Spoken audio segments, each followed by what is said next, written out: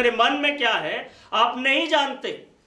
और हो सकता है आपको बहुत अच्छा लगे, आप बहुत अच्छा बात बोले, लेकिन आपको पता है कि वो परमेश्वर भी वैसे ही सोचता है मेरे लिए कि इस बात का क्या निश्चय है। क्या परमेश्वर भी मेरे लिए ऐसा ही सोचता है? क्या परमेश्वर की नजरों में भी क्या मेरा जीवन ठीक है, या क्या परमेश्वर मुझसे प्रसन्न है? बाइबल बताती है मेरे प्रियो कि परखो कि प्रभु किन बातों से प्रसन्न होता है। आपको परखने की जरूरत है। आप अपने प्रतिदिन की जिंदगी में अनुभव करिए, आप अपने जीवन के हर एक समय में ये अनुभव करिए, ध्यान दीजिए कि परमेश्वर को कैसा लग रहा है, परमेश्वर को कैसा लग रहा है। और आप जब आप परखेंगे मेरे प्रियो, आपको अपने आप पता चलेगा कि परमेश्वर को अच्छा लग रहा है या नहीं लग रहा। आपकी जिंदगी परमेश्वर को अच्छी लग रही है या नहीं लग रही। आपको अच्छा लग सकता है, आपका अपना चाल चलन, आपके जीने का तरीका आपको अच्छा लग सकता है, लेकिन क्या परमेश्वर को अच्छा लग रहा है? दूसरे व्यक्ति को अच्छा लग रहा है नहीं, परमेश्वर को अच्छा लग रहा है क्या? आपका न्याय कोई इंसान नहीं करेगा, आपका न्याय प्रभु यीशु मसीह करेगा। Hallelujah, hallelujah, hallelujah. मेरे सबसे पहला बात, परखो कि प्रभु किन बातों से प्रसन्न होता है, प्रभु किन बातों से प्रसन्न होता है मेरे प्रिय। और जब आप जान जाते हैं कि परमेश्वर किन बातों से प्रसन्न होता है, तो आप उसका अनुकरण करें, उसे अपनी जिंदगी में अमल करें, अपने जीवन को उन वचनों के अनुसार बदलने की कोशिश करें। आइए दूसरे बात को हम लोग देखेंगे जल्दी से। दूसरा बात, और क्या परखने की जरूरत है? भविष्यवाणियों को परखो। पहला बात, परखो कि प्रभु किन बातों से प्रसन्न होता है। दूसरा बात, भविष्यवाणियों को परखो। भविष्यवक्ता को कई बार परखना शुरू कर देते हैं। कई बार लोग ना बोलते हैं कि वो प्रॉफिट है ही, वो भविष्यवक्ता ही गलत है। नहीं, मैं आपसे ये कहना चाहता हूं मेरे प्रिय, मनुष्य है हर कोई, लेकिन आपको भविष्यवाणियों को परखना चाहिए। ऐसा नहीं कि अगर कोई कठोर बात भविष्यवाणी में बोल दिया तो नहीं नहीं नहीं नहीं ये प्रभु की ओर से नहीं होगा। नहीं, बाइबल ऐसा नहीं बताती कि अच्छा बात है तो आप उसको सोचिए कि प्रभु की ओर से है, और अगर हमारे लिए कोई करेक्शन है, कोई सुधार की बात है, तो हम सोचेंगे नहीं नहीं ये परमेश्वर की ओर से नहीं हो सकता। परमेश्वर ऐसी भविष्यवाणी थोड़ी ना करता है। परमेश्वर की भविष्यवाणी तो ऐसा होती है कि तुम ऐसा बन जाओगे, तुम ये हो जाओगे, तुम वो हो जाओगे। पहला थिस्सलुनीके की पत्री उसका 5 अध्याय और उसका 20 और 21 वचन को हम लोग देखेंगे मेरे प्रिय, जहां पर परमेश्वर का वचन इस बात को बताता है। पहला थिस्सलुनीके की पत्री और उसका 5 अध्याय और उसका 20 और 21 पद, भविष्यवाणियों को तुच्छ ना जानो, सब बातों को सावधानी से परखो, जो अच्छी है उसे दृढ़ता पूर्वक थामे रहो। भविष्यवाणियों को परखिए, जो भी बातें आपको बताया जाता है मेरे प्रिय, उसको जांचिए कि क्या वो परमेश्वर के वचन के अनुसार है, क्या वो वास्तव में परमेश्वर की इच्छा है। क्योंकि आज के समय में मेरे प्रियो, वह व्यक्ति जो हर एक बात को सुनकर यकीन कर लेता है, जैसे मैंने यहाँ पर लिखा हुआ है नीति वचन 14 और उसका 15 पद में लिखा है, भोला भाला मनुष्य हर बात का विश्वास करता है। ऐसा लगता है जैसे भोलापन बहुत अच्छा है। ये वैसे वाला भोलापन नहीं जिसमें अच्छाई है, लेकिन ये मूर्खता वाला भोलापन है। नीति वचन 14 का 18 बाइबल बताती है, भोले भाले लोगों का भाग मूर्खता होता है। अब बताइए ये वाला भोलापन अच्छा है जिसमें आपको नुकसान हो? नहीं। सिधाई अलग चीज है, लेकिन बुद्धू की तरह है ना, मूर्खता की तरह। जबकि परमेश्वर का वचन मेरे और आपके पास है बुद्धिमान बनाने के लिए। बाइबल बताती है भजन संहिता 19 अध्याय में कि परमेश्वर का वचन भोलों को बुद्धिमान बनाता है। ठीक है, और आपको परमेश्वर के वचन को पढ़ना चाहिए ताकि वो बुद्धि आए। अर्थात मेरे प्रियो, हर एक बात को सुनकर यकीन नहीं कर लेना है। कोई कुछ भी बोलता जा रहा है, आप सुनते जा रहे, यकीन करते जा रहे, फिर उसके बाद परेशान होकर आकर बोलेंगे भैया उन्होंने वैसा बोला मैंने मान लिया था, उन्होंने वैसा बोला मैंने मान लिया था, उसने वैसा बोला था मान लिया था। मेरे प्रिय, जांचिए, मानने से पहले उसको सुनकर क्या करिए, परखिए कि आपने क्या सुना है। भोले भाले लोगों का भाग मूर्खता होता है मेरे प्रिय। जब एक व्यक्ति हर किसी के बात पर और हर बात पर विश्वास कर लेता है, तब ऐसा ही परिणाम होता है। अर्थात मेरे प्रियो, उसके लिए नुकसान होता है, उसका भाग मूर्खता का भाग होता है। मैं इस बात को क्यों कह रहा हूं मेरे प्रियो? भविष्यवाणियों को परखने की जरूरत है। आज वो समय है जब हर कोई कुछ ना कुछ बोलने के लिए इच्छुक है, तैयार है। हर कोई कुछ ना कुछ बोलने के लिए इच्छुक है, तैयार है। मैं इस बात पर यकीन करता हूं कि बाइबल बताती है अंत के दिनों में परमेश्वर अपनी आत्मा सब प्राणियों पर उंडेलेगा और बहुत सारे लोग भविष्यवाणी करेंगे। लेकिन मेरे प्रिय, इसी संदर्भ में आपको भविष्यवाणियों को परखना बहुत ज्यादा जरूरी है, क्योंकि बहुत सारे लोग बोलना शुरू कर देंगे। जिसके मन में आ रहा है वो बोलता चला जाएगा, बोलता चला जाएगा, बोलता चला जाएगा। इसलिए कुछ भी बोलने से पहले सावधान रहिए, ठीक है? ऐसे कुछ भी बोलना मत शुरू कर दीजिए मेरे प्रिय। भविष्यवाणियों को परखिए, भविष्यवाणियों को परखना बहुत ज्यादा जरूरी है। पहला राजा उसका 13 अध्याय उसका 6 से 10 पद को अगर हम लोग पढ़ें, पहला राजा और उसका 13वें अध्याय को अगर आप देखेंगे मेरे प्रियो, यहाँ पर बाइबल बताती है कि यहोशापात राजा यारोबाम के पास गया मेरे प्रियो। पहला राजा उसका 13वां अध्याय, सॉरी पहला राजा का किताब नहीं है, दूसरा राजा में देखिए, दूसरा राजा की किताब, दूसरा राजा की किताब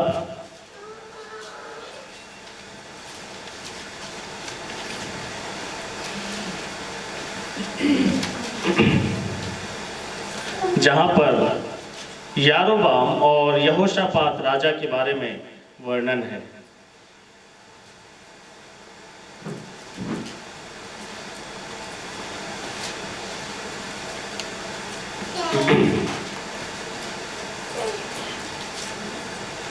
जहां पर मीका नबी के बारे में वर्णन है मेरे प्रियो। खैर, बाइबल बताती है मेरे प्रियो कि एक बार यहोशापात राजा और जो अहाब था, यारोबाम नहीं, अहाब राजा के बीच में एक संबंध हो गया। और उसी सिलसिले में जो यहोशापात राजा है वो अहाब राजा से मिलने के लिए जाता है, और अहाब राजा जो है वो युद्ध करने के लिए जाने वाला होता है। और इससे पहले कि वो युद्ध करने के लिए जाए, अपने राज्य के कुछ लोगों को बुलाता है और उनसे पूछता है कि क्या हमें इस लड़ाई में जाना चाहिए।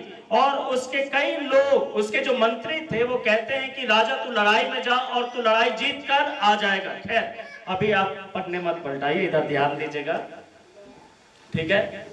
और वो मंत्री लोग कहते हैं सहमत होकर एक साथ मिलकर कि राजा तू लड़ाई में जा और तू क्या करेगा, ये लड़ाई जीत जाएगा।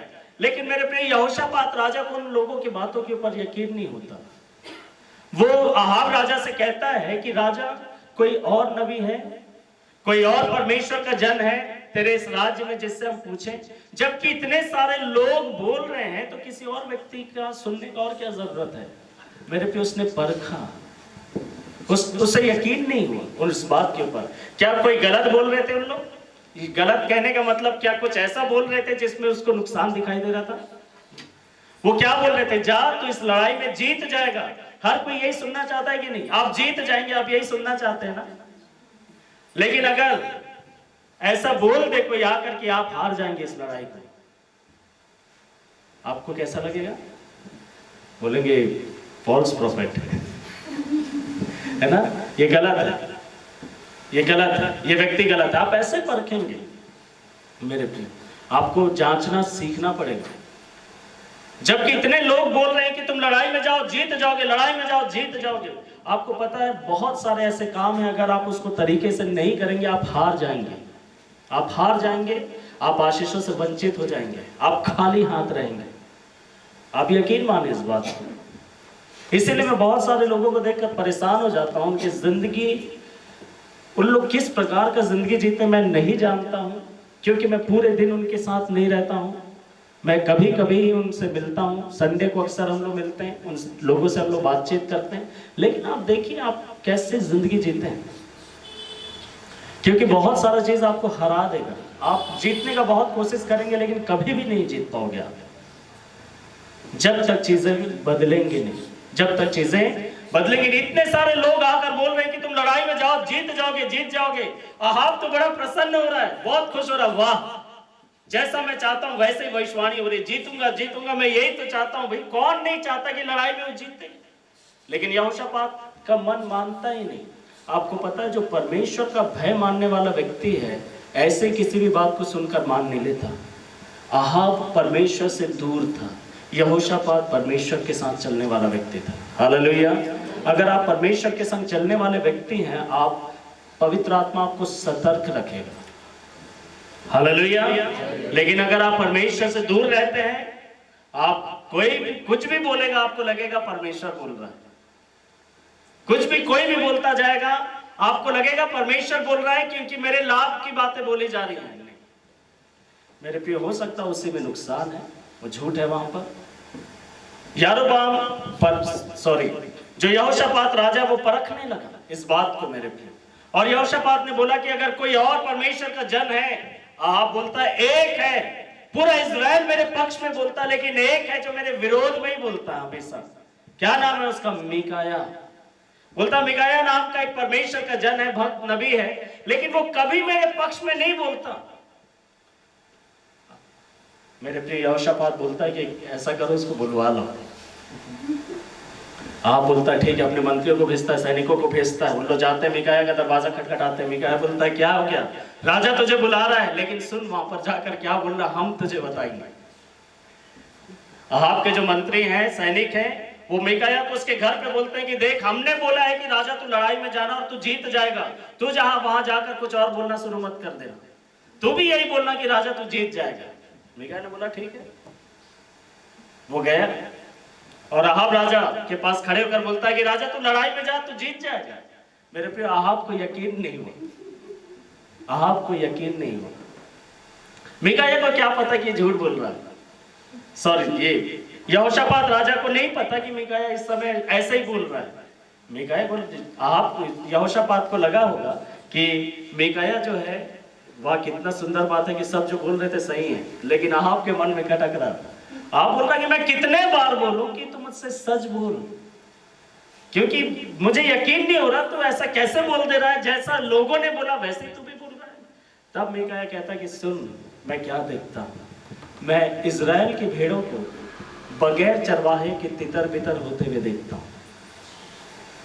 अर्थात राजा अहाब, अगर तू इस लड़ाई में जाएगा तो तेरी मौत हो जाएगी, तू मर जाएगा। देखिए, लेकिन इस बात के होने के बाद बाइबल बताती है मेरे प्रियो, अहाब ने अपना दिमाग लगाया। यहोशापात ने तो परखा, यहोशापात को समझ में आ गया है कि अगर यार मैं तो बड़ा बुरा फंसा, ये तो मेरा रिश्तेदार है, अब ये बोल रहा है कि यहोशापात तू भी लड़ाई में चल।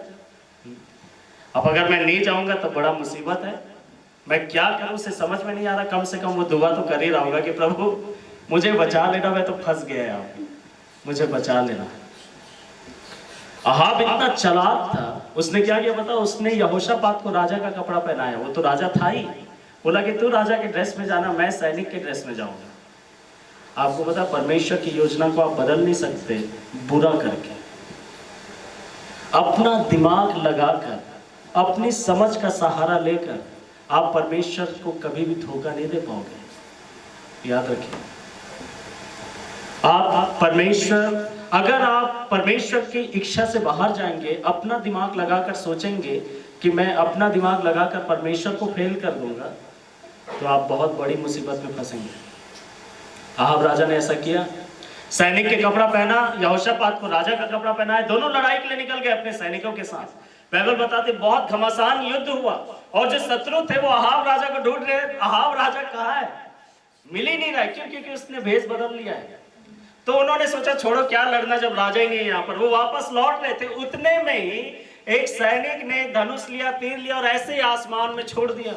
बाइबल बताती है वो तीर सीधे जाके अहाब राजा को लगी। बाइबल बताती है मेरे प्रिय, अहाब राजा मर गया। हे राजा, अगर तू इस लड़ाई में जाएगा तो सुन, मैं इज़राइल की भेड़ों को बगैर चरवाहे के तितर बितर होते हुए देख रहा हूँ। अगर अहाब राजा मिकाया की बात को मान लेता मेरे प्रिय, तो कितना अच्छा होता। परखो, भविष्यवाणियों को परखो। उसने अपने लोगों के ऊपर बहुत भरोसा किया कि नहीं मिकाया जो भी बोल रहा वो पूरा नहीं होगा। बोला कि मिकाया को जेल में डाल दो जब तक मैं वापस नहीं आता। वापस कहाँ आया? नहीं आया।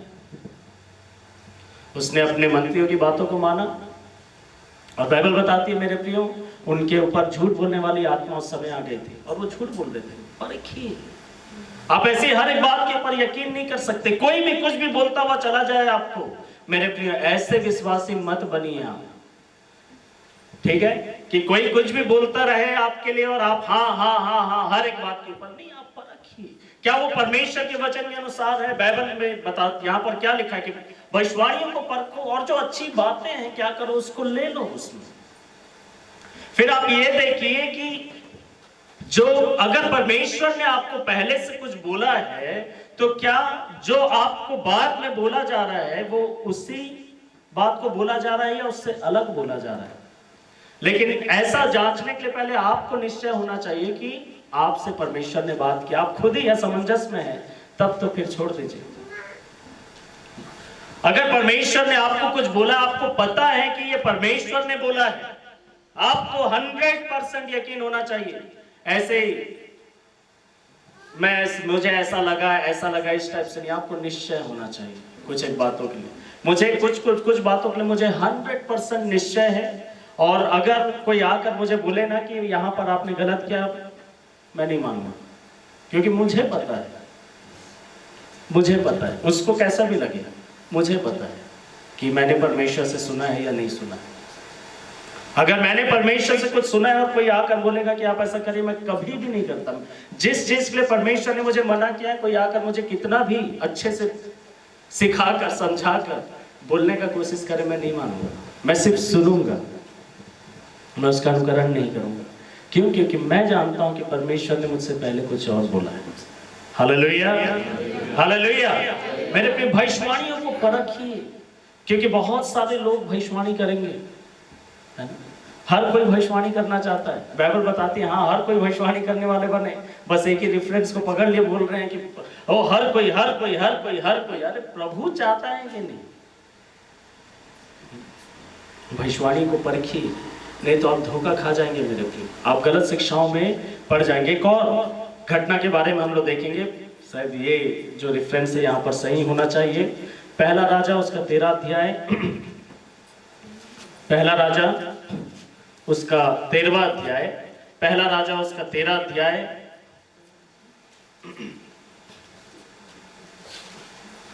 ओके, जो रेफरेंस था 13 उसका 6 से 10 तक जब हम लोग पढ़ते हैं मेरे प्रियो, 13 अध्याय उसका 6 से 10, बाइबल बताती है यारोबाम के दिनों में, यारोबाम एक दुष्ट राजा था और वो वेदी के पास खड़ा है। लिखा है, और देखो जब यारोबाम धूप जलाने के लिए वेदी के पास खड़ा ही था तो यहोवा की आज्ञा से परमेश्वर का एक जन यहूदा से बेतेल में आया और उसने भविष्यवाणी किया, और उसने यहोवा की आज्ञा से वेदी के विरुद्ध यूं पुकारा, वेदी है वेदी, यहोवा यूं कहता, सुन, दाऊद के कुल में योशिय्याह नाम का एक लड़का उत्पन्न होगा और ऊंचे स्थान से जो याजक तुझ पर जलाते हैं उनको वह तुझ पर से बलि कर देगा। और इस प्रकार से उसने भविष्यवाणी की। पहले तो यारोबाम जो राजा है वो बहुत क्रोधित हुआ, लेकिन मेरे प्रिय फिर बाइबल बताती है और ऐसा हुआ 4 पद में, और ऐसा हुआ कि जब राजा ने परमेश्वर के उस जन का वचन जो उसने बेतेल में उस वेदी के विरुद्ध पुकार कर कहा था सुना, तो यारोबाम ने वेदी के पास से हाथ बढ़ाकर कहा उसको पकड़ लो, परंतु उसका हाथ जो उसने उसकी ओर बढ़ाया था सूख गया और वह उसे अपनी ओर ना खींच सका। और उस चिन्ह के अनुसार जैसे परमेश्वर के जन ने यहोवा से वचन पाकर दिया था, वेदी भी फट गई और उस पर की राख गिर गई। तब राजा ने परमेश्वर के जन से विनती करके कहा, अपने परमेश्वर यहोवा को मना और मेरे लिए प्रार्थना कर कि मेरा हाथ फिर से पहले जैसा हो जाए। और उसने प्रार्थना की और फिर उसका हाथ ठीक हो गया। 7 पद में लिखा, तब राजा ने परमेश्वर के जन से कहा, मेरे साथ घर चलकर आराम कर और मैं तुझे पुरस्कार दूंगा। ठीक है, ये परमेश्वर का जन आता है, भविष्यवाणी करता है, और बिल्कुल वैसे ही होता है। राजा पहले गुस्सा हो जाता है, यारोबाम राजा, और उसका हाथ सूख जाता है। यारोबाम उससे कहता है कि मेरे लिए प्रार्थना कर ताकि मैं चंगा हो जाऊं। उसने प्रार्थना किया और परमेश्वर ने उसे चंगाई दिया। तब राजा यारोबाम उससे कहता है कि तू मेरे साथ घर चल और मैं क्या करूंगा, वहां पर तुझे पुरस्कार दूंगा, तुझे इनाम दूंगा, है ना। पुरस्कार सबको चाहिए, गिफ्ट, और ये तो सोना चांदी वाला गिफ्ट है, तो वो तो चाहिए नहीं। मेरे पे कई बार लोग स्पिरिचुअल गिफ्ट से ज्यादा जो बाकी जो गिफ्ट है ना उसके लिए बहुत प्रार्थना करते हैं। मैं कहता हूं मेरे प्रिय, आत्मिक बातों की आप धुन में रहिए। सो राजा ने बोला, मेरे साथ चल और तू आराम कर और मैं तुझे पुरस्कार दूंगा। तब इस परमेश्वर के जन ने क्या बोला, देखिए 8 पद में लिखा है, परंतु परमेश्वर के जन ने राजा से कहा, चाहे तू मुझे अपना आधा घर भी दे दे, फिर भी मैं तेरे साथ ना चलूंगा, और इस स्थान में मैं ना रोटी खाऊंगा और ना पानी पीऊंगा। क्यों? क्योंकि यहोवा के वचन के द्वारा मुझे ऐसी आज्ञा पहले ही मिल गई है कि तू ना तो वहां रोटी खाना और ना पानी पीना और ना उस मार्ग से लौटना जिससे तू आया है। देखिए, जब ये परमेश्वर का जन यहूदा से बेतेल को गया, उससे पहले परमेश्वर ने उससे बोल दिया था कि देख, वहां पर तू ना तो वहां किसी के घर में रुकना, ना वहां पर रोटी खाना, ना पानी पीना, और जिस रास्ते से तू जा रहा उस रास्ते से वापस भी नहीं आना। उसने राजा को ये बात बोला, राजा ने बोला, राजा बोल रहा है कि घर चल, आराम करना और मैं तुझे पुरस्कार दूंगा। क्या कहता बता? अगर तू मुझे अपना आधा घर भी दे दे तो भी मैं नहीं करूंगा। क्यों? क्योंकि परमेश्वर ने मुझसे पहले कुछ और बोला है। फिर क्या होता है? वो दूसरे रास्ते से आगे निकल रहा है। पहला राजा उसका 13 अध्याय उसका 11 से 19 पद बाइबल बताती है मेरे प्रिय, वहीं पर परमेश्वर का एक और जन रहता था। बेतेल में एक वृद्ध भविष्यवक्ता रहता था और उसके पुत्रों ने आकर उससे उन सब कामों का वर्णन किया जो परमेश्वर के जन ने उस दिन बेतेल में किए थे, और जो बातें उसने राजा से कही थी उनको भी उन्होंने अपने पिता को कह सुनाया। और अब ये जो बूढ़ा भविष्यवक्ता है वो इस परमेश्वर के जन के पास जाता है और क्या कहता है 15 पद में, उसने उससे कहा मेरे साथ घर चलकर भोजन कर, और उसने कहा मैं ना तो तेरे साथ लौट सकता हूं और ना तेरे साथ जा सकता हूं, और ना मैं इस स्थान में तेरे साथ रोटी खाऊंगा और ना पानी पीऊंगा। क्यों? क्योंकि यहोवा ने मुझसे पहले बोल दिया था। वही बात फिर से उसने दोहराया। 18 पद में लिखा है मेरे प्रियो, और उसने उससे कहा था, तो उस वृद्ध भविष्यवक्ता ने इस व्यक्ति से बोला मैं भी तेरे ही समान एक भविष्यवक्ता हूं, और मुझसे भी एक दूत ने यहोवा से वचन पाकर कहा कि उसे अपने साथ अपने घर लौटा ले आ कि वह रोटी खाए और पानी पिए, परंतु उसने उससे झूठ कहा। अब आप मेरे से ये मत पूछिए कि भविष्यवक्ता ऐसा कैसा कर सकता, वैसा कैसा कर सकता है। अभी उन बातों का समय नहीं है, लेकिन एक बात जरूर जाने मेरे प्रिय, झूठ कहीं से भी आ सकता है। झूठ कहीं से भी आ सकता है। जब परमेश्वर ने इस व्यक्ति को पहले ही बोल दिया था कि तू वहां, परमेश्वर को पता है कि ऐसा कुछ होने वाला है, शायद इसीलिए परमेश्वर ने उससे पहले ही बोल दिया कि तू ना तो वहां पर रोटी खाना, ना तो किसी के यहाँ पानी पीना, ना वहां ठहरना, और जिस रास्ते से तू गया है उस रास्ते से तू वापस नहीं आना, दूसरा रास्ता पकड़ना। मेरे प्रिय, उसको परमेश्वर का वचन मिल गया, और जब जाता है राजा भी उसको बोलता है ठहर, वो बोलता है नहीं, जीत गया। लेकिन परमेश्वर का जन आया, बुजुर्ग, हार गया उसके पास। उससे भी उसने पहले बोला कि नहीं नहीं, मैं तेरे साथ नहीं आऊंगा, मैं यहाँ पर नहीं ठहर सकता, नहीं खा सकता, नहीं पी सकता, इसी रास्ते से मैं नहीं जा सकता हूँ जिस रास्ते से मैं आया हूँ। तब ये दूसरा जो वृद्ध भविष्यवक्ता था क्या कहता है कि मुझे भी परमेश्वर के एक दूत ने आकर बोला, सुन मेरे पास जिब्राइल आया था, सुन मेरे पास मिकाएल आया था बताने के लिए, सुन मेरे पास जिब्राइल आया था बताने के लिए। बाइबल बताती है मेरे प्रियो, गलातियों के पत्र में पौलुस बोलता, जो सुसमाचार हम सुनाते हैं तुमको, उससे अलग अगर कोई और आकर तुम्हें बताए, कोई स्वर्गदूत भी आकर बताए, तो श्रापित है, यकीन नहीं करना। अगर परमेश्वर ने आपको पहले से बोल दिया, आपको या तो वो परमेश्वर का जन आकर आपसे बोलेगा कि परमेश्वर ने तुमसे ऐसा बोला था लेकिन अब वो तुमसे ऐसा कहता है, ऐसे नहीं बोल देगा। हालेलुया, ऐसे नहीं बोल देगा। मेरे प्रिय, इससे परमेश्वर ने स्पष्ट सुना हुआ था कि परमेश्वर ने ऐसा करने से मना किया। दूसरे व्यक्ति ने आकर बोला नहीं नहीं ऐसा करो, दूसरे व्यक्ति का बात मान लिया, परमेश्वर की बात को नहीं माना। मेरे प्रियो, मैं इसीलिए कहता हूं, जो 10 जगह घूम घूम के सलाह लेते हैं ना, आप बुरा मत मानिएगा इस बात को।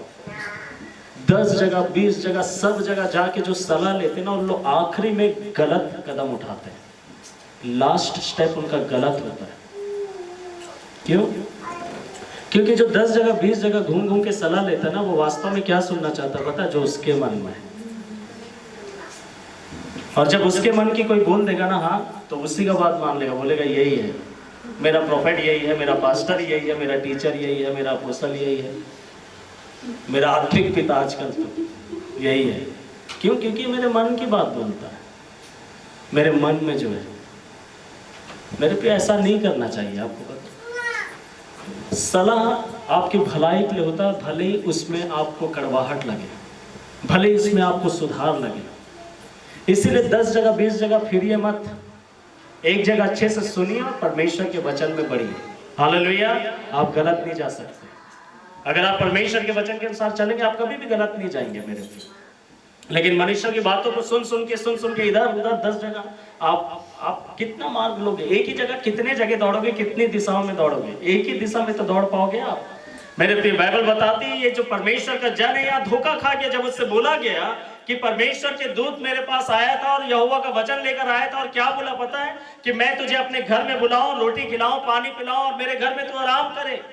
मेरे प्रियो, हो सकता है कि जो पहला वाला है वो अनुभवहीन है, क्या है पता नहीं, लेकिन उसके बातों पर आ गया और चला गया।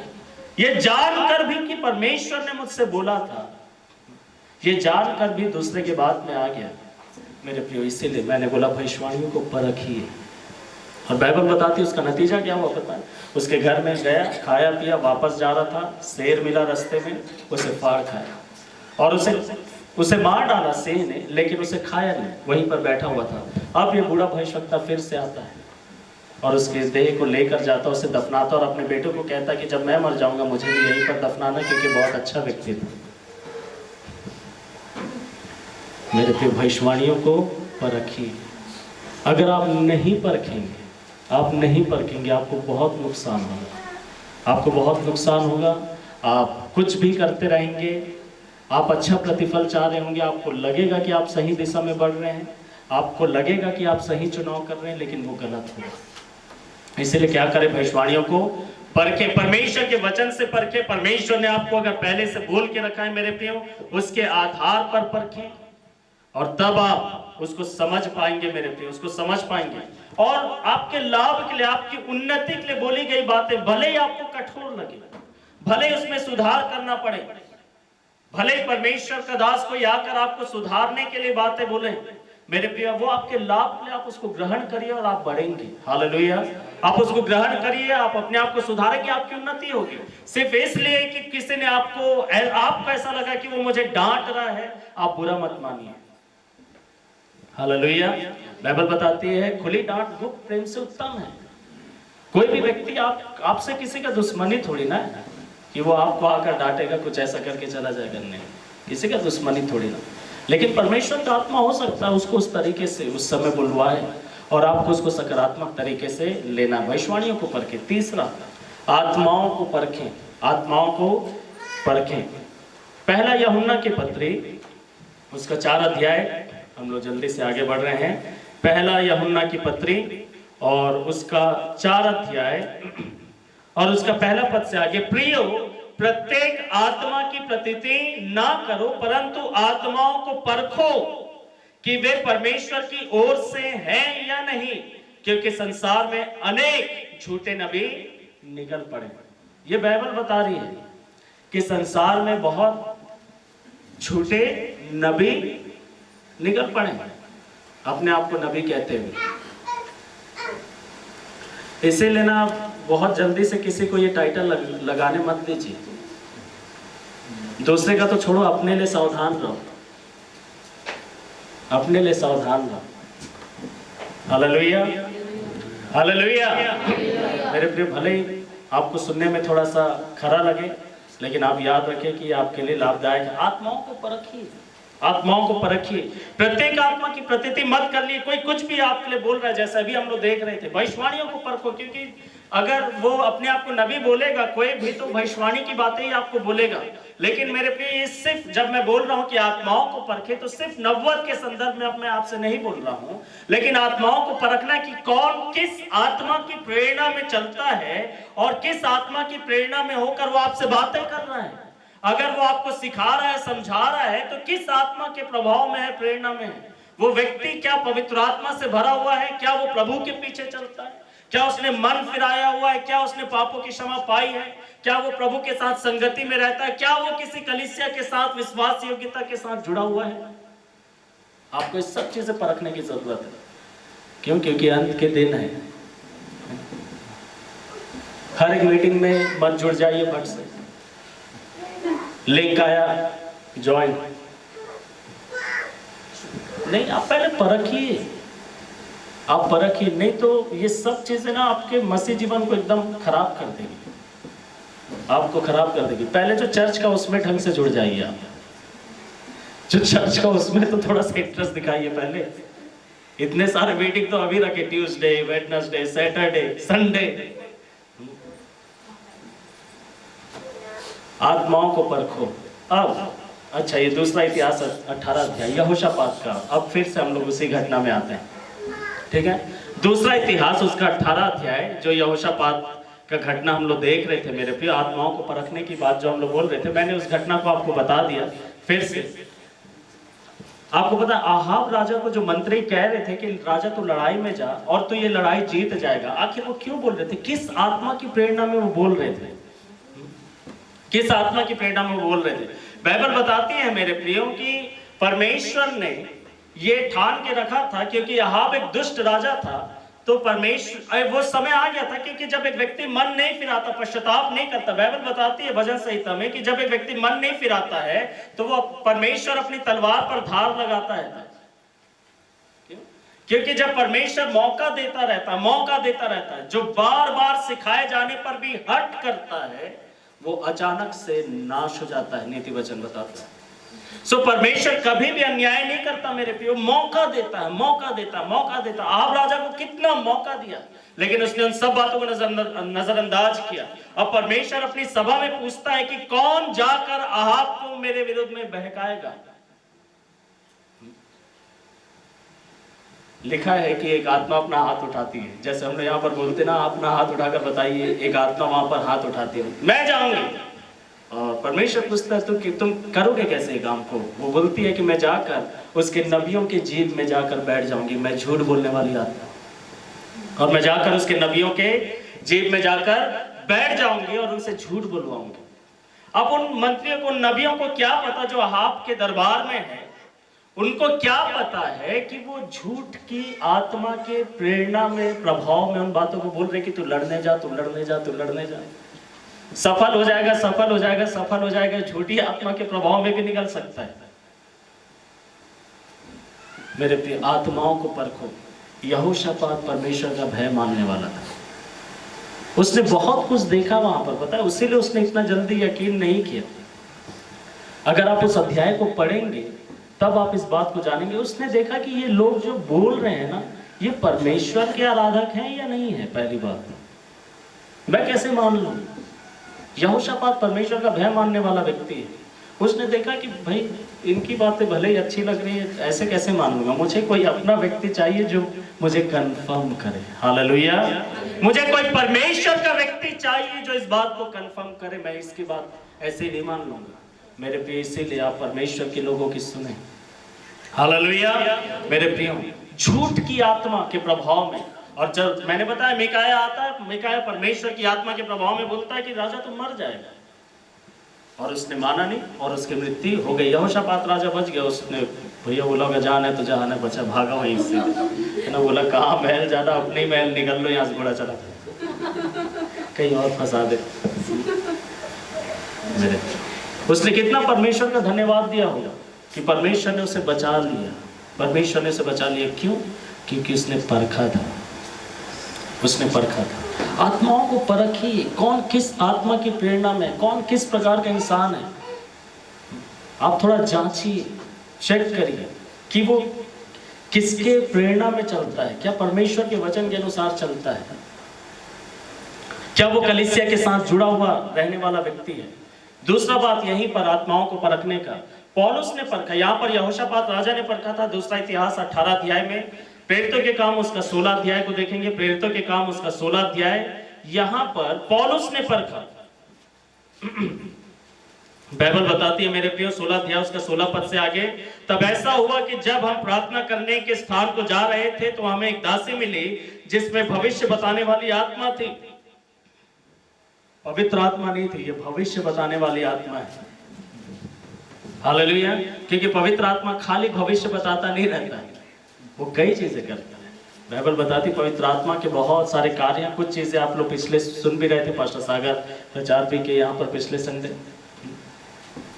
पवित्र आत्मा खाली कल के बारे में बोलने के लिए नहीं आया है, आज के बारे में भी बोलने के लिए आया है। मेरे प्रियो, जिसके अंदर भविष्य बताने वाली आत्मा थी, वह शकुन विचारने के द्वारा अपने स्वामियों के लिए बहुत रुपए कमा लाती थी। वो कब भविष्यवाणी करता है? ऐसे ही वो नहीं आ रहा, बहुत मेहनत करना पड़ रहा था, झूमते झामते थोड़ा सा आगे नहीं। लिखा है मेरे प्रियो, इसके अंदर क्या थी? भविष्य बताने वाली आत्मा थी, वह शकुन विचारने के द्वारा अपने स्वामियों के लिए बहुत रुपया कमा लाते थे। वह पौलुस और हमारे पीछे आकर बार बार चिल्लाने लगी, ये मनुष्य परम प्रधान परमेश्वर के दास हैं, जो तुम्हें उद्धार के मार्ग का संदेश सुनाते हैं। वह कई दिनों तक ऐसा ही करती रही, परंतु पौलुस अत्यंत क्रोधित हुआ। मेरे प्रिय, अगर ये पवित्र आत्मा की ओर से होता तो पौलुस गुस्सा नहीं होता। बाइबल बताती, पौलुस अत्यंत क्रोधित हुआ और उसने मुड़कर उस आत्मा से कहा, मैं तुझे यीशु के नाम से आज्ञा देता हूं कि उसमें से निकल जा। और वह उसी क्षण उसमें से निकल गई। हालेलुया। क्यों? क्योंकि वो पवित्र आत्मा नहीं था, उसने आत्मा को परखा। अगर आप यूनानी भाषा में देखें, यहाँ पर लिखा हुआ अजगर की आत्मा, स्पिरिट ऑफ पाइथन। यहाँ पर लिखा है ना भविष्य बताने वाली आत्मा, यूनानी भाषा में लिखा हुआ है अजगर की आत्मा, पाइथन की आत्मा। इसलिए मैंने बोला इन अंत के दिनों में बहुत सावधान रहिए, सब जगह जुड़ते मत रहिए। हर कोई जो भविष्यवाणी कर रहा है उसके तरफ कान मत लगाइए, आप परखिए, आप परखिए कि किस आत्मा के प्रभाव में हो व्यक्ति। इसीलिए मैंने बोला आपको जांचना है मेरे प्रियो कि क्या वो व्यक्ति, सबसे पहला बात, उसने पश्चाताप किया, मन फिराया है, परमेश्वर के वचन के अनुसार चलता है, किसी कलीसिया के साथ वो लगातार जुड़ा हुआ है, किसी कलीसिया का एक अच्छा सदस्य है, किसी अगुवे की अधीनता में वो है, नहीं है, तब मेरे प्रियो आप ध्यान दीजिए। नहीं तो ऐसे ही जुड़ते मत जाइए, नहीं तो आप फंस जाएंगे। क्या पता मेरे प्रियो कोई व्यक्ति अजगर की आत्मा की प्रेरणा में भविष्य बता रहा हो, और उसका क्या, आपको क्या लगता है कि वो जो आपके आने वाले कल के बारे में बताएगा या आपके जिंदगी में सब कुछ बताएगा, उससे कुछ अच्छा निकल कर आएगा? नहीं। इसका उद्देश्य क्या था? इसका उद्देश्य क्या था मेरे प्रियो? वो इस बात को लोगों के सामने इसलिए ये आत्मा प्रकट कर रही है पौलुस के बारे में, ताकि लोग उसका विरोध करें, लोग उसका विरोध करें। नहीं तो पौलुस हर दिन आराम से जा रहा है, आराधनालय में जा रहा है, लोगों को सुसमाचार सुना रहा है, वापस आ रहा है, फिर जा रहा है, सुसमाचार सुना रहा है, फिर वापस आ रहा है। लेकिन ये हर दिन परेशान कर रही है कि देखो ये क्या, ये मनुष्य परम प्रधान परमेश्वर के दास हैं, जो तुम्हें उद्धार के मार्ग का संदेश सुनाते हैं। और इंटेंशन क्या है इस बात को बोलने का? इस सच्चाई को बोलने के पीछे जो मन की इच्छा है वो बहुत बुरी है। दुष्ट आत्माएं, शैतान कई सारी चीजें आपकी जिंदगी में सही बातें को बोल देंगे मेरे प्रिय, लेकिन उनका जो मकसद है ना वो सही नहीं होगा। परमेश्वर का आत्मा जब बोलता है आपके लिए, वो आपको उठाने के लिए करता है, आपको बढ़ाने के लिए करता है, भविष्य में आपकी जिंदगी को बनाने के लिए करता है। लेकिन जब दुष्ट आत्माएं प्रकट करती हैं तो वो इसलिए करती है कि आगे चलकर वो आपको फंसाएं, आपको नुकसान पहुंचाएं, धीरे धीरे वो आपको अपने वश में कर लें। याद रखिए अजगर की आत्मा। और लिखा है कि मेरे प्रिय अपने स्वामियों के लिए बहुत पैसा कमा लेती थी। पवित्र आत्मा के वरदानों से भरा हुआ व्यक्ति कभी भी धन कमाने के लिए अपनी सेवा को इस्तेमाल नहीं करेगा। तीमुथियुस की पत्री में बाइबल बताती है कि अपने भक्ति को, अपनी सेवकाई को धन कमाने का साधन मत बनाओ। हालेलुया। मेरे प्रियो पैसा ले लेकर नहीं कि पैसा लो, पैसा दो, पैसा दो, पैसा दो, भविष्य बताएंगे लेकिन पहले पैसा दो। मेरे प्रिय ऐसा प्रभु का जन नहीं होता, ऐसा प्रभु का जन नहीं होता है। सो बाइबल बताती है अजगर की आत्मा के बारे में मेरे प्रिय सावधान रहने की जरूरत है। पौलुस ने परखा कि ये कौन सी आत्मा है, ये जो लड़की है वो किस प्रेरणा में होकर मेरे बारे में बोल रही है। वो वहां पर खड़ा नहीं हो गया कि अरे ये तो सही बोली, मेरे बारे में और बताओ, थोड़ा सा और बताइए, क्या पता अगले दिन और थोड़ा सा ही बता दे कि मेरे लिए। ऐसा उसने नहीं किया, उसने तुरंत वहीं पर डांटा। मेरे प्रिय आत्मा से भरा हुआ व्यक्ति आत्माओं को परखेगा, वो आत्माओं को परखेगा। वो हर जगह हाँ हाँ बोलता नहीं चला जाएगा, हर एक चीज को पवित्र आत्मा है, पवित्र आत्मा, पवित्र आत्मा है, पवित्र आत्मा करते हुए नहीं जाएगा। वो परख लेगा। सामने वाला व्यक्ति कितना भी बोलता रहे मेरे प्रिय, लेकिन जो पवित्र आत्मा से भरा हुआ व्यक्ति, उस व्यक्ति को परख लेगा कि कितना सही है। ये जो बोल रहा है उसमें कितनी हकीकत है, ये किसके प्रभाव में, किसकी प्रेरणा में है। लेकिन जब हम उन बातों को बोलेंगे तब आपको खराब लगेगा, लेकिन आपको कुछ सालों के बाद नजर आएगा वो चीज़ कि हम लोग सही बोल रहे हैं या गलत बोल रहे हैं। इसीलिए सावधान रहे, हर एक लिंक को ओपन करके मत जुड़ जाइएगा, सिर्फ ये जानने के बाद कि ये भविष्य बताते हैं, ठीक है, सिर्फ भविष्य बताते करके ओपन नहीं। इस टाइप का मीटिंग में ओपन हो जाइए थोड़ा सा, और आपको बहुत आशीष मिलेगा। Hallelujah, hallelujah.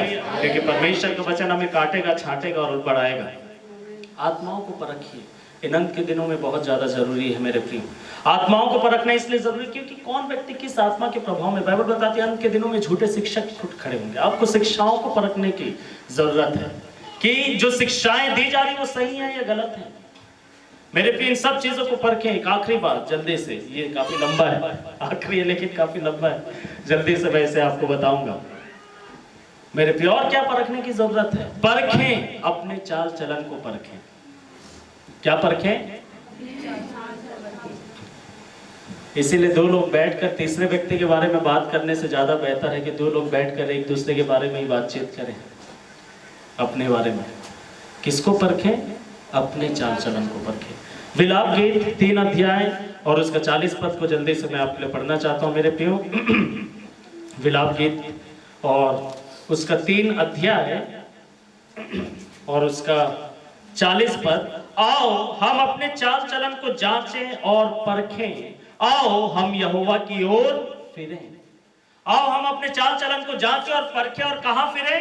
परमेश्वर की तरफ फिरें। अपने चाल चलन को परखने का मतलब है इस बात पर ध्यान देना कि हम किस प्रकार की जिंदगी जी रहे हैं। आप अपने जीवन के प्रति गौर करते मेरे प्रिय, आप अपने जीवन के ऊपर ध्यान दे रहे हैं कि आप कैसे जिंदगी जी रहे हैं। दूसरा कैसे जिंदगी जी रहा है नहीं, आप खुद अपना जीवन कैसे जी रहे हैं। नीति वचन 16 अध्याय उसका 2 पद। मनुष्य का सारा चाल चलन उसकी अपनी दृष्टि में पवित्र होता है, परंतु यहोवा मन को तौलता है। नीति वचन उसका 5 अध्याय उसके 6वें वचन को आप पढ़ेंगे। बाइबल एक स्त्री के बारे में बताती है मेरे प्रियो, ना केवल वो स्त्री के लिए लेकिन हम सब के लिए। वह जीवन के मार्ग पर ध्यान नहीं देती, उसके चाल चलन में चंचलता है, पर वह इसे नहीं जानती मेरे प्रिय। जब एक व्यक्ति अपने जिंदगी के ऊपर, अपने चाल चलन के ऊपर ध्यान नहीं देता है तो उसको पता ही नहीं चलता कि वो किस प्रकार की जिंदगी जी रहा है। लिखा है कि पर वह इसे नहीं जानती। कैसे नहीं जानेगी? क्यों? क्योंकि बिल्कुल ध्यान नहीं है उसका। उसको लग रहा है कि बिल्कुल सही चल रहा है सब कुछ, इसीलिए उसका ध्यान नहीं जा रहा है मेरे प्रिय। बहुत जरूरी है ध्यान देना मेरे प्रियो। मैं एक जल्दी से एक घटना मैं आपको बताऊंगा। मेरे एक दोस्त हैं, आप में से कुछ लोग जानते हैं, राकेश राम स्वरूप ब्रह्मचारी, जो ऋषिकेश में सेवा करते हैं।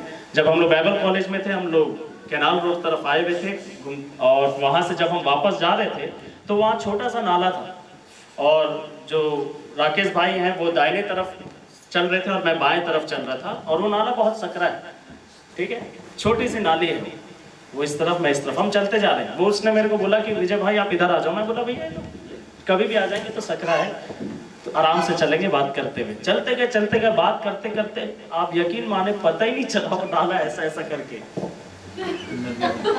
हाँ, और जब ध्यान गया ना तो तब तो कूद के जाने के लायक भी नहीं था, और इसलिए मुझे वापस आना पड़ा। पूरा वापस घूम के आया, और जहां से शुरू किए थे वहां से फिर मैं उस पार जाकर फिर मैं गया मेरे प्रियो। वह जीवन के मार्ग पर ध्यान नहीं देते। हम किस रास्ते पे चल रहे हैं हम लोग ध्यान ही नहीं दे रहे। हम कैसे जिंदगी जी रहे हैं ध्यान ही नहीं दे रहे मेरे प्रिय। ध्यान देने की जरूरत है। ये इसलिए नहीं जान पाए क्योंकि वो अपने चाल चलन पर ध्यान नहीं दे रही है, इसलिए उसे कुछ पता नहीं चल रहा है। परखें कि हमारे चाल चलन में खराई है या फिर टेढ़ापन। नीति वचन 14 अध्याय उसका 2 पद बाइबल बताती है खराई के बारे में भी और टेढ़ेपन के बारे में भी। आप परख कर देखें कि हमारा जीवन खराई का है या टेढ़ा मेढ़ा। टेढ़ा मेढ़ा कैसे पता चलता है? पता टेढ़ा मेढ़ा चलने का क्या मतलब? ऐसे ऐसे कोई भी व्यक्ति ऐसा ऐसा चलता हम में से, आप जब सड़क पे निकलते हैं ऐसा ऐसे जाते हैं आप? नहीं। टेढ़ा मेढ़ा कहां से पता चलता है? बता, यहां से पता चलता है कि व्यक्ति सीधा है या टेढ़ा मेढ़ा है। आपकी जिंदगी कैसे है? आपका चाल चलन कैसे है? परखें कि कहीं हम ऐसी चाल तो नहीं चल रहे जो परमेश्वर से दूर कर देती। नीति वचन 14:14 मेरे प्रिय, एक ऐसा भी चाल चलन है जो एक व्यक्ति को परमेश्वर से दूर कर देता है, इसलिए व्यक्ति नाश हो जाता है। नीति वचन 5:21 परमेश्वर मनुष्य के मार्गों को जानता है। मैं जल्दी से मेरे प्रिय कई और रेफरेंस को मैं आपको पढ़ के बता रहा हूं चाल चलन के बारे में। नीति वचन 16:17 जो अपने चाल चलन की चौकसी करता है वह अपने जीवन की रक्षा करता है। नीति वचन 19:16 जो अपने चाल चलन के प्रति लापरवाह है वह मरेगा। नीति वचन 20:11 लड़का भी अपने कार्यों से अर्थात शुद्ध और उचित चाल चलन से जाना जाता है। नीति वचन 21:8 अपराधी मनुष्य की चाल टेढ़ी होती है परंतु जो पवित्र है उसका चाल चलन सीधा होता है। मेरे प्रिय, अपने चाल चलन को परखें इन अंत के दिनों में। याद रखें मेरे प्रियो कि प्रभु यीशु मसीह आने वाला है। हालेलुया, प्रभु यीशु मसीह आने वाला है। मैं और आप प्रभु के पीछे चल रहे हैं, प्रभु में बने हुए हैं ताकि मैं और आप उसके साथ उठाए जाएं। इसलिए ये 4 बातें इन अंत के दिनों में जरूर से परखें मेरे प्रियो। जो मैंने बताया, परखो कि प्रभु किन बातों से प्रसन्न होता है। भविष्यवाणियों को परखो, आत्माओं को परखो और अपने चाल चलन को परखो। आइए हम सब अपने स्थानों में खड़े हो जाएं, प्रार्थना करेंगे और हम समाप्त करेंगे। हालेलुया, धन्यवाद यीशु, थैंक यू जीसस। धन्यवाद के साथ पिता परमेश्वर, हम आपके अनुग्रह के सिंहासन के पास में आते हैं प्रभु। और आज रविवार के दिन में परमेश्वर पिता हम सब आपके भवन में एकत्रित हुए हैं और हमने वचनों को सुना है। प्रभु अनुग्रह दीजिए कि हम परखें। यूँ तो हम बहुत सारी चीज़ों को परख रहे हैं, लेकिन अनुग्रह दीजिए कि हम परख पाएँ कि परमेश्वर आप किन बातों से प्रसन्न होते हैं। अनुग्रह दीजिए कि हम भविष्यवाणियों को परखें, क्योंकि आज बहुत सारे लोग भविष्यवाणी कर रहे हैं।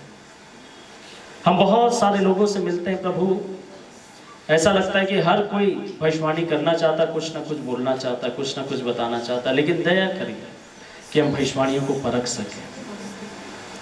प्रभु अनुग्रह करिए अंत के दिनों में हम आत्माओं को परखें, किसी के भी बातों में हम ना आ जाएं, लेकिन हम देखें कि कौन किस आत्मा के प्रभाव में है। हमारे स्वभाव में ऐसे ना जुड़ जाएं। कोई भी व्यक्ति यह सुनकर कि वो व्यक्ति भविष्यवाणी करता है जुड़ ना जाए किसी सभा में। प्रभु परखने पाए। परमेश्वर के दौरान में अनुग्रह करेंगे कि हम सब अपने चाल चलन को परखें। परमेश्वर में बैठे हर एक के लिए मैं प्रभु यीशु मसीह के नाम में शांति, छुटकारा, चंगाई, सफलता, संपन्नता, कल्याण, बढ़ती, आनंद, उत्सव, प्रफुल्लता और दीर्घायु के वचन कहता हूँ। प्रभु इन वचनों के द्वारा आप हमें काटिए, आप हमें छांटिए। हम चाहते हैं कि हम छांटे जाएं, ताकि प्रभु हम और फल ला सके, हर एक की जिंदगी में और उन्नति हो प्रभु जी, और लोग बढ़ सके और प्रभावशाली हो सके। सबको आशीष दीजिए। जब लोग अपने घरों की तरफ लौटते हैं परमेश्वर पिता आप उन्हें ब्लेस करिए प्रभु जी। बहुतों के हालातों को बदल दीजिए, जो खराब हालात हैं प्रभु आप उन्हें हटा दीजिए। और प्रभु जी जिंदगी में अच्छे परमेश्वर पिता बातें घटना शुरू हो जाएं। परमेश्वर जो अपने परिवार में किसी सदस्य को लेकर परेशान है प्रभु जी, परमेश्वर पिता उनके परिवारों में बड़े काम करिए प्रभु, और उनको आनंदित करिए। लोगों के जीवनों को बदल दीजिए। जो बीमार है आप उन्हें चंगाई दीजिए, लोगों को शांति दीजिए। परमेश्वर व्याकुलताओं को, चिंताओं को दूर करिए। हर एक आत्मिक लड़ाई में जयवंत करिए परमेश्वर पिता। प्रभु हर एक को आशीष दीजिए। आपके लोगों को मैं आपके नाम से आशीष देता। धन्यवाद, आपने हमारी प्रार्थनाओं को सुना। आदर महिमा आपको देते हैं पिताजी। प्रार्थना को यीशु के नाम से मांगते, आप सुने और उत्तर दें। आमीन। ये प्रभु की प्रार्थना करेंगे और आशीष वचन के साथ हम लोग समाप्त करेंगे। हे हमारे पिता तू जो स्वर्ग में है, तेरा नाम पवित्र माना जाए, तेरा राज्य है, तेरी इच्छा जैसे स्वर्ग में पूरी होती वैसे इस पृथ्वी में भी पूरी हो। हमारे दिन भर की रोटी आज हमें दे, और जिस प्रकार हमने अपने अपराधियों को क्षमा किया वैसे ही आप भी हमारे अपराधों को क्षमा करें, और हमें परीक्षा में ना डालें परंतु बुराई से बचाए, क्योंकि राज्य, पराक्रम और महिमा युगानुग आपका है। आमीन। आप हमारे परमेश्वर पिता का प्रेम, प्रभु यीशु मसीह का अनुग्रह और पवित्र आत्मा की संगति और सहभागिता हम सब के साथ अब से लेकर हमेशा तक होती रहे। आमीन।